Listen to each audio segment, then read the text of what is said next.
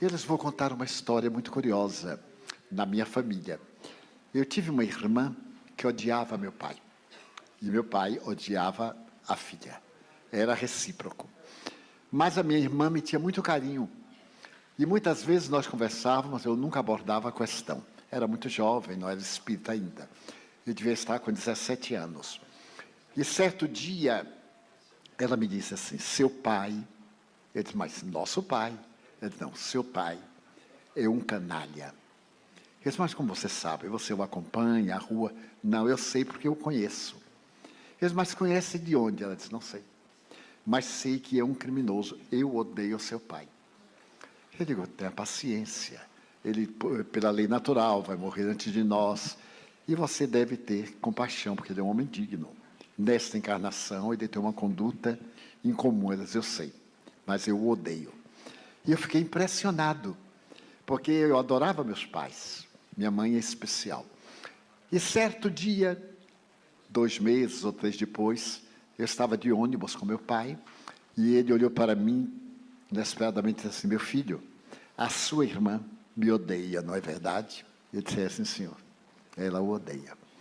E o que é que eu posso fazer? Eu disse, perdoá-la, porque deve ter uma razão. Eu ainda não entendia nada de reencarnação, era muito católico. Deve ter uma razão, porque Deus programa tudo dentro de leis que às vezes nos escapam. Então eu percebi que ele estava chorando. Mudei de conversa. No dia seguinte, eu estava com ela em casa, quando ela disse assim, seu pai está vindo aí.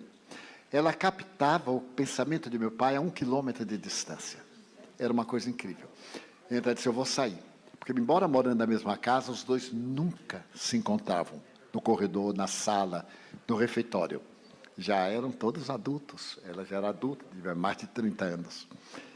Muito bem. Passaram-se os anos, eu me tornei espírita. E percebi esse drama tinha razões espirituais, tinha causa no passado. Quando eu trouxe a minha família para morar comigo em Salvador, porque eu sou do interior, sou de Feira de Santana, vieram meus pais e ela. E certo dia ela me disse, Di, à luz do espiritismo, por que é que eu odeio tanto este homem? Eu disse, porque ele agiu mal com você. Você, minha mãe e ele são um triângulo amoroso. E você foi ludibriada nos seus sentimentos de mulher. Ele traiu a esposa, que é minha mãe. E você foi a pessoa que o atraiu e, por fim, lhe abandonou. Deixando em você a amargura. Você veio agora como filha para sublimar o amor. Ela me ouvia muito. Eu tinha muita paciência, porque também gostava muito de minha irmã. Passaram-se os anos, os meus pais envelheceram, e ela também. E eu convidei meus pais para ir morar conosco na Mansão do Caminho. Primeiro eu levei meu pai, para acabar a área de conflito em casa. Ele ficava comigo, na Mansão do Caminho, que é uma comunidade, e ele adoeceu, gravemente. E os espíritos me disseram que ele ia desencarnar. Então eu fui à casa em que estava minha mãe e disse à minha irmã, vale a pena você ir falar com nosso pai. Não, ele não é meu pai. Eu digo, então minha mãe traiu. Se ele não é seu pai, ela teve relacionamento com outro homem. Não, mãe é digna. Eu digo, então não entendo. Como é que você nasceu sem um relacionamento? Ele é seu pai, você tem que reconhecer. Então ele está morrendo. Vamos acabar com essa farra, deixar isso para outra encarnação. Ele está tão frágil. Quando você o veja, vai ser tocada. E eu consegui sensibilizá-la. Eu digo, você entra no quarto, pede perdão a ele e faz as pazes. Porque nunca brigaram, era um ódio de infância. Ela disse, com uma condição, você fica comigo? Eu digo, fico. Levei-a e levei até o quarto, ele estava no pré-coma. Eu disse, fale com ele, ele vai conhecer sua voz. Quando ela começou a falar, ele despertou. Despertou e olhou bem para ela e reviu a cena no Casbah, na Argélia, onde haviam desenhado um drama muito infeliz. Ela como uma amante e minha mãe como uma esposa traída, um drama terrível. Ele aí pediu-lhe perdão. Com a voz estrangulada na garganta, ele pediu perdão. Ela pareceu acordar de um letargo de mais de 80 anos. Ela então abraçou e o chamou de pai pela primeira vez. E os dois fizeram as pazes naquele momento.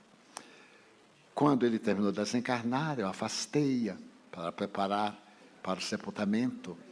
E no dia seguinte, pela manhã, ela me disse assim: Di, eu devo ter sido uma louca. Como é que eu pude odiar este homem, sem saber de nada? Eu digo, tinha razões no seu inconsciente. Nós somos os atos que praticamos e que ficam arquivados em nosso perispírito, do corpo astral, como é muito conhecido.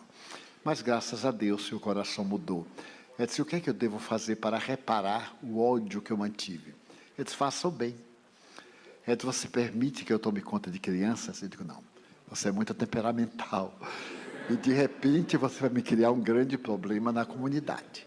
Você é minha irmã, temos a nossa afeição, mas lá eu sou também irmão de todos.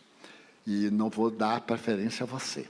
As pessoas vão usá-la para falar comigo, para pedir certas coisas que eu não vou concordar. Então, o ideal, ela disse, então, eu irei morar na Mansão do Caminho.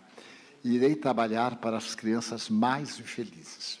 Fui morar na Mansão do Caminho e tomou conta de toda a creche, 180 crianças, de 2 meses a 2 anos e meio. Tornou-se a costureira de todos eles. Viveu ainda 12 anos, trabalhando na máquina de costuras. E muitas vezes eu a pegava chorando, perguntava o que era essas lembranças. Eu sabia que era a purificação. Então, muitas vezes estamos numa família que não é a que nós gostaríamos, é aquela com a qual nós temos débitos. Portanto, olhe os seus familiares difíceis com certa compaixão. É a força do amor. Jesus disse com uma beleza inapelável, o amor é capaz de sobrepujar todos os nossos débitos. E por muito amardes, os teus pecados são perdoados. São conotações derivadas do amor. Ela desencarnou em paz, de uma maneira brilhante, teve um derrame cerebral, um AVC, no segundo não suportou e desencarnou. E voltou do além, com meu pai e minha mãe, abençoando-os, que é um espírito superior, perfeitamente em paz.